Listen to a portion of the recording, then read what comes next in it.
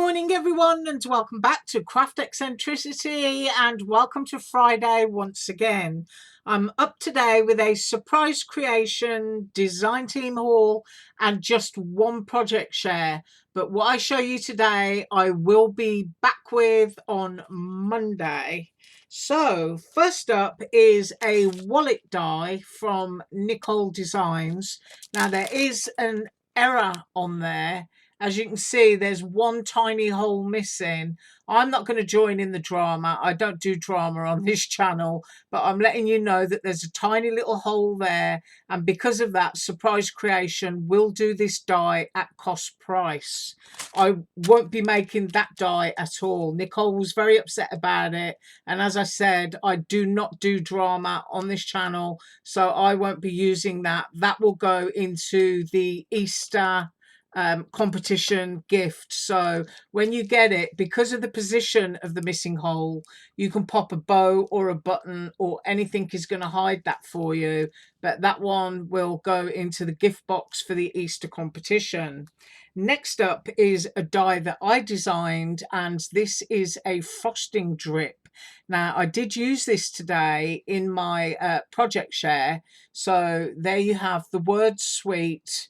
You've got your frosting drip that you can cut multiple times, and then you've got sprinkles. Now, anybody that knows me knows that I also like to use sequins as sprinkles, and I have done that on my project.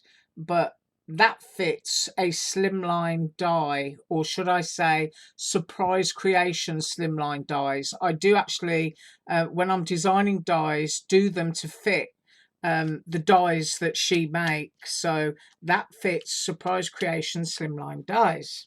Next up is a matchbook, and this is a Nicole design. It comes with matches, but if you're not into matches or smoking, it's going to make a really nice little mini album where you can cut little images and ephemera and stuff like that. And that's probably the way that I will do it on Monday. I am going to measure these when I'm finished. Next up is a staircase with window, a little cat, dog, a little table, and a little lamp. And then next we have a Champions Cup. Now that's perfect for Father's Day or for a boy. You do have the numbers 1, 2, 3 in there, so you could use that as a 21st birthday party and put 21 on there. Great for kids who love to play sports, who've just come first, second, or even third. And of course, you can use that as a Grecian urn by using a different kind of patterner. And you can put that laurel wreath there and you can patterner the whole thing up. And then you can have loads of flowers and stuff spilling out. So you can also use that as a garden urn. Plenty of use. Next up is a pair of sunglasses, but it's also a memory decks. And you've got these, which I've actually seen those in stores for the 4th of July. So that's going to be fun because that kind of like matches the things that you can get from Dollar Tree. So you can have 4th of July glasses, or you can have regular sunglasses for all your summertime cards. And you can even stamp images and put those into the lenses. Next up is my design, and it's a little ice cream which can be used as an ice cream or it can be used as a shaker. I've actually done mine just as ice creams today. And then we have ice creams from Nicole. This one is a memory decks, and you've got different tops there. You've got the swirly ice cream or dessert, and then you also have the scoop ice cream, and you've got 2 little spoons and of course the ice cream cup and a label. That's really, really cute. Now I'm not sure about this die here. I think this die actually comes from the one below, and it's probably fallen out of the bag, and I've got a sequin stuck on there. Yeah. And then last but not least, we have 2 scallop edge sets here from Surprise Creation, and I'm going to start measuring now, work my way backwards, and then I'll have the big to the small pile, if you know what I mean. So cut line to cut line in here is 8 1/4 inches by, let me get that right, 5 3/4 inches. That is the biggest size in that set. That's a gorgeous set. You know me, I love my scallop edges. They're great for doing fun characters. It's one of those shapes that's happy. And 7 inches by 5 inches. So these would, if you had both, nest inside each other and create a complete nest, which would be 1 2 3 4 5 6 7 8, which would be a nest of 16 dies. And when you use nesting dies in that way and you build them up, you can pop them onto a base and you've actually got a really sturdy layered box lid. So they're great for stuff like that. Now, the memory decks is probably better measured when made up, but I'm going to do the width on that for you. And that is just over 4 inches. My ice cream cone here, top to bottom, is 3 1/4 inches by 1 inch. And then sunglass memory decks, this is full size so I can measure it. And that is just over, you can see, 4 inches. And then the height of that, we've got, let's get that correct, just under 2 inches. And then the championship cup, or the Grecian garden vase there, we've got 3 3/4 inches by 3 1/4 inches. And then the stairs, which will fit a slimline perfectly, 3 1/4 inches cut line. And then going from the handrail over, let's get that right, it's a fraction over 3 inches. And then the matchbox, I'm going to try and measure this in a way that it would be made up. And I'm going to say 2.5 inches by 2 inches when made. And then we've got the ice cream drip here, and that is 3.5 inches, which is the width of the biggest size of Surprise Creation slimlines. And then that will drip down 1 1/4 inches.